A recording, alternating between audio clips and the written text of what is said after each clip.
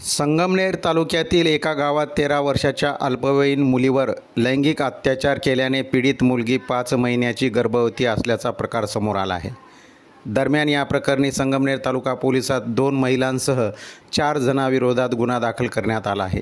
या प्रकरणी मुलीच्या आईने दिलेल्या फिर्यादीवरून पंडित हिरामन वैराट, संगीता पंडित वैराट, संग्राम उर्फ सेरू पंडित वैराट आणि माधुरी पंडित वैराट सर्व राहणार कळस, तालुका अकोले यांच्यावर गुन्हा दाखल करण्यात आला आहे।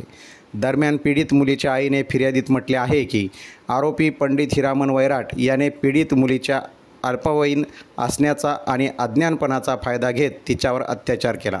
यामुळे मुलगी 5 महिन्याची गर्भवती राहिली आणि हा धक्कादायक प्रकार समोर आला। अन्य आरोपींनी या संदर्भात महिला अथवा तिच्या नातेवाईकांनी पोलिसात गेला तर जिवे मारण्याची धमकी दिल्याचे म्हटले आहे। पोलिसांनी आरोपीच्या शोधासाठी पथके रवाना केले असून पुढील तपास सुरू असल्याची माहिती पोलीस निरीक्षक देविदास ढुमणे यांनी दिली।